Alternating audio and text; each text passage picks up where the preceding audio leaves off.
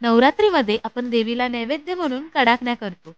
तर आज या व्हिडिओमध्ये आपण तेच बघणार आहोत, कुरकुरीत कडाकण्या कशा करायच्या. तर यासाठी एक छोटंसं पातेलं घेऊन त्यामध्ये 1 वाटी गूळ आणि 1 वाटी पाणी घालायचं. आता हा गूळ विरघळेपर्यंत ह्याला चांगलं गरम होऊन द्यायचंय, म्हणजेच गुळाचा पाक करून घ्यायचा. पाक तयार झाल्यानंतर गॅस बंद करायचा आणि ह्या पाकाला थंड व्हायला ठेवायचं. तोपर्यंत आपण पीठ तयार करून घेऊया. तर यासाठी मी इथे एक भांडं घेतलंय. त्यामध्ये 1 वाटी गव्हाचं पीठ, 1 वाटी बेसनाचं पीठ आणि 2 चमचे रवा वापरलाय.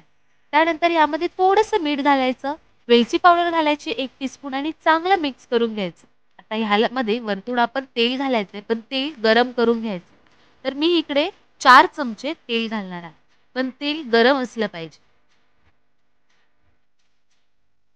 आता एका चमच्याच्या साहाय्याने मी पीठ चांगलं मिक्स करून घेणार आहे. आता हाताच्या साहाय्याने पीठ मिक्स करून घेते. तेल सर्व पिठाला लागलं पाहिजे. नंतर एक गोळा करून घ्यायचा. जर समजा गोळा झाला तर समजायचं की पीठ तयार आहे. त्यानंतर आपण जो गुळाचा पाक केला आहे तो ह्यामध्ये घालायचा आहे. गाळणीच्या साहाय्याने ह्याला गाळून घ्यायचं आहे. थोडा थोडा घालून आपल्याला पीठ मळत जायचं. पीठ मळताना आपल्याला हे लक्षात ठेवायचं की पीठ थोडंसं घट्टच मळायचं आहे, पातळ पीठ होऊन द्यायचं नाहीये. म्हणून गुळाचा पाक घालताना थोडा थोडाच घालायचा आहे. तुम्ही बघू शकता पीठ अशा प्रकारे तयार झालेलं आहे. नंतर 10 ते 15 मिनिटं पीठ झाकून ठेवायचं आहे. 15 मिनिटानंतर पिठावरचं झाकण काढायचं आणि पुन्हा एकदा त्याला मळून घ्यायचं आहे. तर पिठाचे गोळे करून घ्यायचे.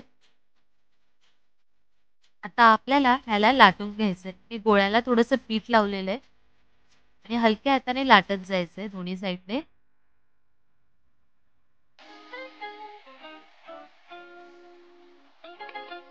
लाटताना पातळ लाटायचंय आपल्याला.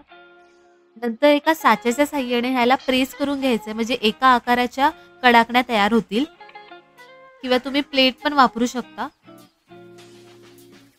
देवीला नैवेद्य दाखवण्यासाठी आपल्याला ह्याची माळ करावी लागते. तर यासाठी एक साईडला छोटासा गोल करायचा, जसा मी व्हिडिओमध्ये केलाय. नंतर मी इथे तेल गरम करायला ठेवलं होतं. तेल चांगलं गरम झाल्यानंतर मध्यम आचेवर आपल्याला कडाकणी तळून घ्यायची.